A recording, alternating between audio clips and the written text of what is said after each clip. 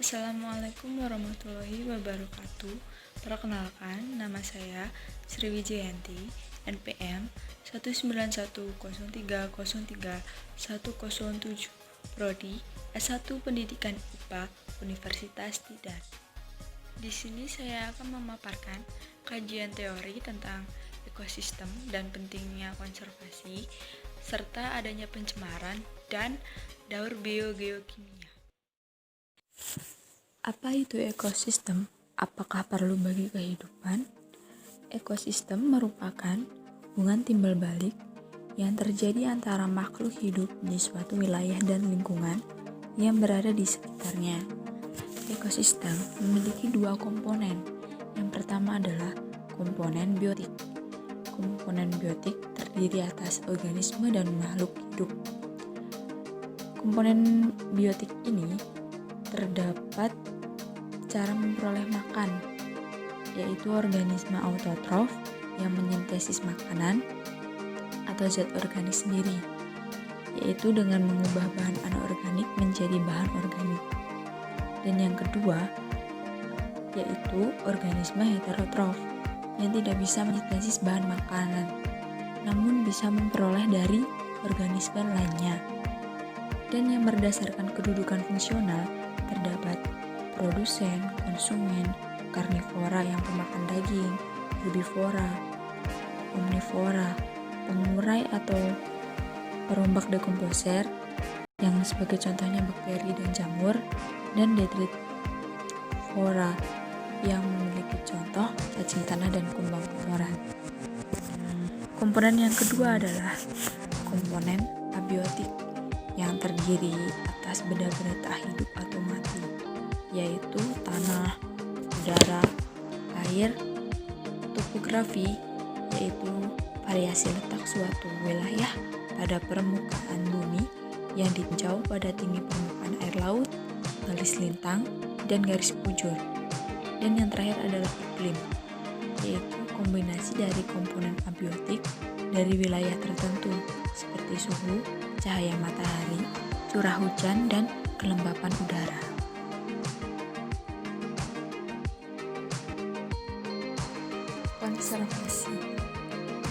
Konservasi merupakan usaha pelestarian yang dilakukan manusia untuk mempertahankan keberadaan plasma. Dapat dilakukan dengan dua cara, yaitu cara in situ dan cara ex situ. Cara in situ merupakan konservasi flora dan fauna di habitat aslinya, sedangkan ex situ di luar habitat aslinya. Pentingnya konservasi: yang pertama, kekayaan alam terlindungi dan proses ekologis serta keseimbangan ekosistem dapat terpelihara. Yang kedua, melindungi sebuah ekosistem dari kerusakan yang disebabkan oleh faktor alam maupun mikroorganisme. Yang ketiga adalah dengan konservasi, maka kualitas lingkungan yang ada tetap terjaga dan terpelihara.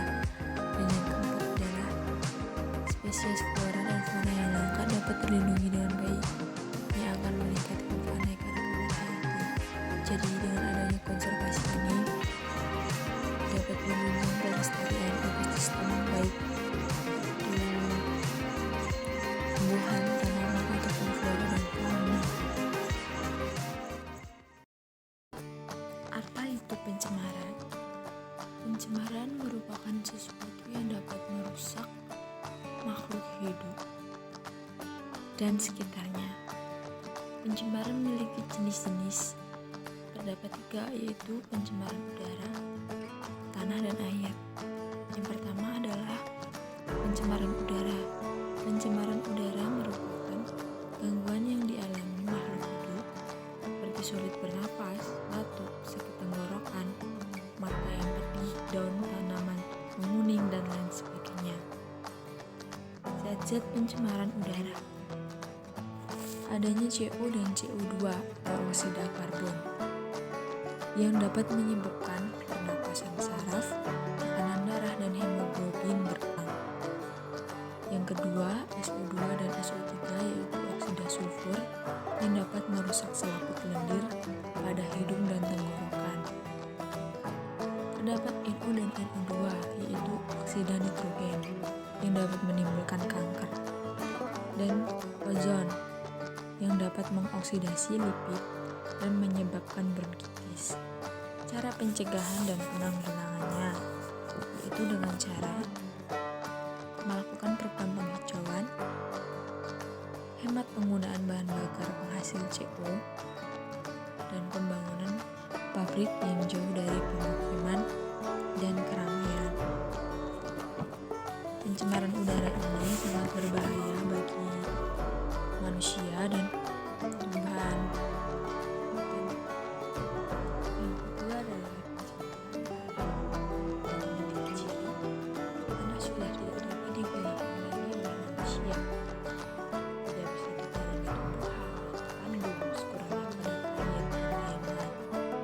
Penyebab dari pencemaran tanah ini yaitu pembuangan bahan sintetis pada tanah yang tidak bisa diuraikan oleh mikroorganisme, hal yang merusak kelestarian dan penggunaan pestisida secara berlebihan yang dalam jangka panjang yang mengandung nitrogen, fosfor, dan kalium, dan menggunakan insektisida DDT atau dichlorodiphenotrichloroethane yang sebagai pengendali hama oleh para petani.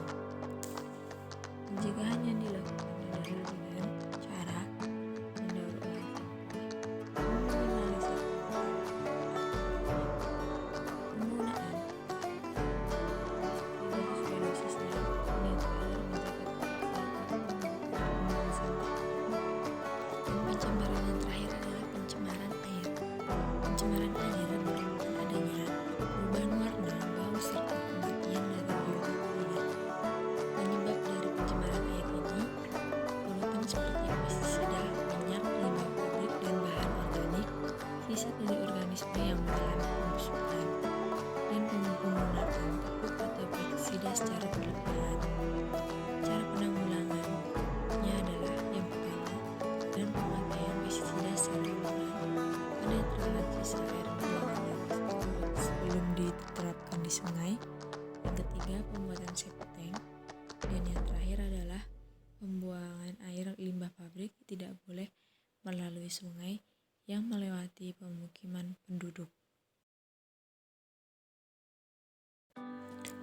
Daur biogeokimia dapat diartikan sebagai pertukaran atau perubahan yang terus-menerus antara komponen biosfer yang hidup dengan tak hidup. Dalam suatu ekosistem, materi pada setiap tingkat trofik tidak hilang.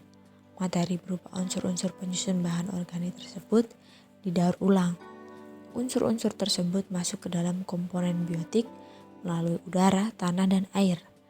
Daur ulang materi tersebut melibatkan makhluk hidup dan batuan atau geofisik.